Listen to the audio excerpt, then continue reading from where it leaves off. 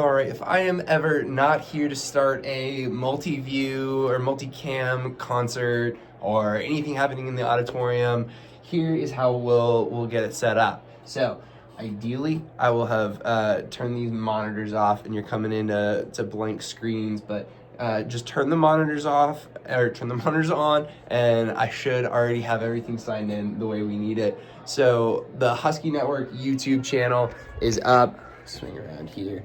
And also ideally I will have created a event already, so, or a stream link. So if you click that create button and go live,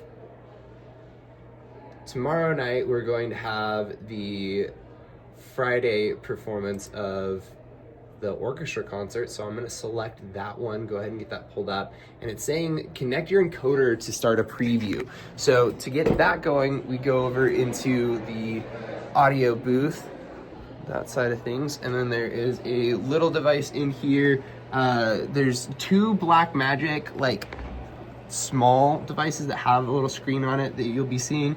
So we hit the on air button here, and then that'll turn red, and that doesn't start anything yet. So you still have to go back into YouTube and hit a button. So for today, I don't actually want to go live, so I'm not gonna hit that button, but it is now showing up that it's preparing the stream. It sees that we're ready to go. And up here in the corner is a little go live button. So as soon as you hit that, it is live. And if you ever need to like edit the title or something like that, you can do that there. You can create your own stream if it's something that I haven't set up a stream for already. We typically will be running, the multi-view has 3 different cameras. So for performing arts, we like to just focus on different sections of whoever's performing. So we'll keep camera 1 as like a nice wide shot, and it's always a safety net that you can go to 1 and you'll see whatever's happening on the stage. And then cameras 2 and 3, we can zoom in more on like individual groups, zoom in as far as it'll go sometimes, not quite as far as it'll go sometimes. If you're getting somebody talking, a shot of them head to toe is always fantastic. Just a little bit of space above their head, kind of like what I got in this shot right now.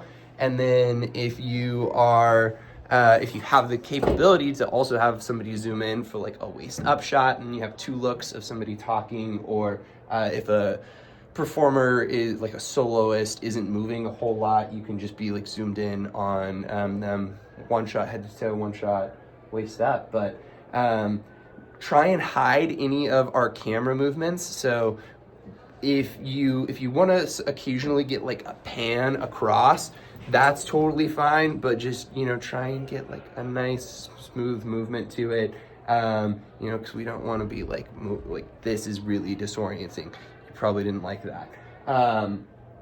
So try and hide those camera movements, you know, switch to something. A lot of times cameras 2 and 3 get into a rotation where as soon as you use their shot and then move on to something else, they should reset for another shot. So give variety to it. As the technical director, coach them for having variety in their shots, and yeah, just keep it smooth. And then one last one for bonus points is if you can switch like musically, it's a really nice thing when you like kind of like finish some sort of, you know, musical idea and then you switch cameras to the next thing.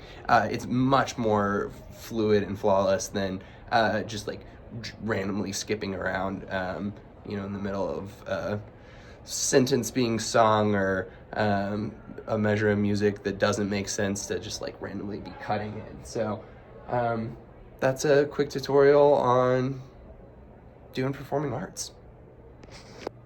Oh yeah, and I also forgot to say, you can't be on like the YouTube page and be switching the cameras. So you got to go back into the ATEM software control, and then there are like different tabs for things. Sometimes we go over to the camera or audio tabs, but you have to be on the switcher to actually switch. That makes sense, right? So make sure over here you're on switcher, and then through here you just hit 1, 2, 3, and it's going to change your top right of program, which is what's going out to the stream. So if it's changing the top left instead, hit control. So control will change if it's changing your preview or your program. We want it to be changing our program, so the switches that you make actually are getting seen on the video. Oh, and also on comms, when you're out as a camera operator, you should basically be like a respectful member of the audience and listen to direction from the booth, but don't talk to them unless you like really need to communicate something. If something's going wrong, you need help, whatever. But for the most part, you're there as an observer and a polite audience member. Thanks.